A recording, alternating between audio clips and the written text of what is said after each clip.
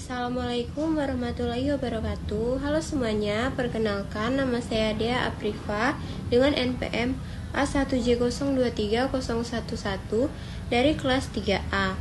Baiklah, di video kali ini saya akan menjelaskan sedikit materi, yaitu tentang evaluasi, di mana tugas ini untuk memenuhi tugas pada mata kuliah pengembangan kurikulum oleh dosen pengampu Bapak Dr. Ilham Abdullah MPD. Evaluasi merupakan salah satu komponen di dalam kurikulum. Dalam pengertian terbatas, evaluasi kurikulum dimaksudkan untuk memeriksa tingkat kecapaian tujuan-tujuan pendidikan yang ingin diwujudkan melalui kurikulum yang bersangkutan.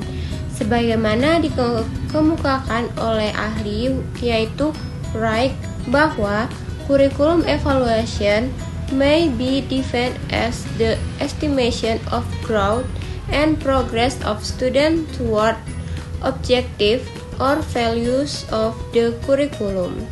Sedangkan pengertian yang lebih luas, evaluasi kurikulum yang dimaksud untuk memeriksa kinerja kurikulum secara keseluruhan ditinjau dari berbagai kriteria. Indikator kinerja yang dievaluasi tidak hanya terbatas pada efektivitas saja, namun juga relevansi, efisiensi, kelalaian atau feasibility program.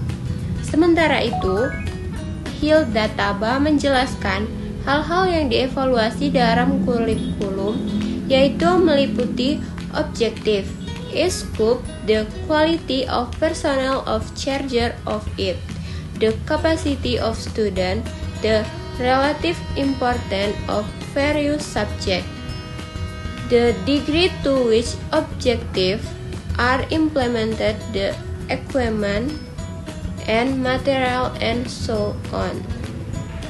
Pada bagian lain dikatakan bahwa luas atau tidaknya suatu program evaluasi kurikulum sebenarnya ditentukan oleh tujuan diadakannya evaluasi kurikulum. Apakah evaluasi tersebut ditujukan untuk mengevaluasi keseluruhan sistem kurikulum atau komponen-komponen tertentu saja dalam sistem kurikulum tersebut? Salah satu komponen kurikulum penting yang perlu dievaluasi adalah berkenan dengan proses dan hasil belajar siswa. Agar evaluasi kurikulum tetap bermakna, diperlukan persyaratan-persyaratan tertentu. Dengan mengutip pemikiran Doll, dikemukakan syarat-syarat evaluasi kurikulum, yaitu acknowledge, presence of value and valuing, orientation to goals, comprehensive, continuity, diagnosis, worth, and validity, and integration. Evaluasi kurikulum juga bervariasi bergantung pada dimensi-dimensi yang menjadi fokus evaluasi. Salah satu dimensi yang sering mendapat sorotan adalah dimensi kuantitas dan kualitas. Instrumen yang digunakan untuk mengevaluasi dimensi kuantitatif berbeda dengan dimensi kualitatif. Instrumen yang digunakan untuk mengevaluasi dimensi kuantitatif seperti tes standar, tes prestasi belajar, tes diagnosis, dan lain-lain. Nah, sedangkan instrumen untuk mengevaluasi secara kualitatif dapat digunakan dengan kuesioner, inventory, interview, catatan anekdot, dan sebagainya. Evaluasi kurikulum memegang peranan penting baik untuk penentuan kebijakan pendidikan pada umumnya maupun untuk pengambilan keputusan dalam kurikulum itu sendiri. Hasil-hasil evaluasi kurikulum dapat digunakan oleh para pemegang kebijakan pendidikan dan para pengembang kurikulum dalam memilih dan menetapkan kebijakan pengembangan sistem pendidikan dan pengembangan model-model kurikulum yang digunakan. Hasil-hasil Evaluasi kurikulum juga dapat digunakan oleh guru-guru, kepala sekolah, dan para pelaksana pendidikan lainnya dalam memahami dan membantu perkembangan peserta didik. Memilih bahan pelajaran, memilih metode dan alat-alat bantu pelajaran, cara penilaian, serta fasilitas pendidikan lainnya. Selanjutnya, Nana Syaodi Sukmadinata mengemukakan 3 pendekatan dalam evaluasi kurikulum, yaitu yang pertama, ada pendekatan penelitian atau analisis komparatif. Yang kedua, ada pendekatan objektif. Dan yang ketiga, ada pendekatan campuran multivariasi. Di samping itu, terdapat beberapa model kurikulum evaluasi. Di antaranya ada model CIPP atau konteks, input, proses, dan produk yang bertitik tolak pada pandangan bahwa keberhasilan program pendidikan dipengaruhi oleh berbagai faktor seperti karakteristik peserta didik dan lingkungan, tujuan program dan peralatan yang digunakan, prosedur dan mekanisme pelaksanaan program itu sendiri.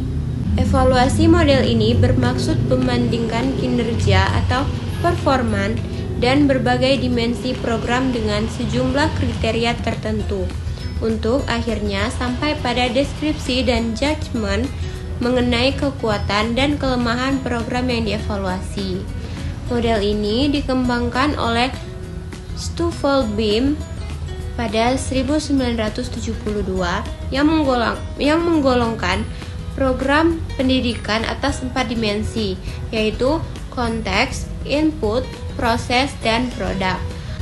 Penjelasan singkat dari keempat dimensi tersebut adalah yang pertama, yaitu konteks, yaitu situasi atau latar belakang yang mempengaruhi jenis-jenis tujuan dan strategi pendidikan yang akan dikembangkan dalam program yang bersangkutan, seperti kebijakan departemen atau unit kerja yang bersangkutan, sasaran yang ingin dicapai oleh unit kerja dalam kurun waktu tertentu, masalah ketenagaan yang dihadapi dalam unit kerja yang bersangkutan, dan sebagainya. Nah, yang kedua ada input, yaitu bahan, peralatan, fasilitas yang disiapkan untuk keperluan pendidikan. Contohnya seperti dokumen kurikulum dan materi pembelajaran yang dikembangkan oleh staf pengajar, sarana dan prasarana, media pendidikan yang digunakan, dan sebagainya. Selanjutnya ada proses, yaitu pelaksanaan nyata dari program pendidikan tersebut, meliputi pelaksanaan proses belajar, mengajar, pelaksanaan evaluasi yang dilakukan oleh para pengajar, pengelolaan program, dan lain-lainnya. Dan yang terakhir ada produk, yaitu keseluruhan hasil yang dicapai oleh program pendidikan yang mencakup jangka pendek dan jangka lebih panjang. Itulah tadi hasil penyampaian saya mengenai komponen-komponen kurikulum, yaitu evaluasi pada kurikulum. Mohon maaf jika masih terdapat kesalahan dan kekurangan. Saya akhiri. Wassalamualaikum warahmatullahi wabarakatuh.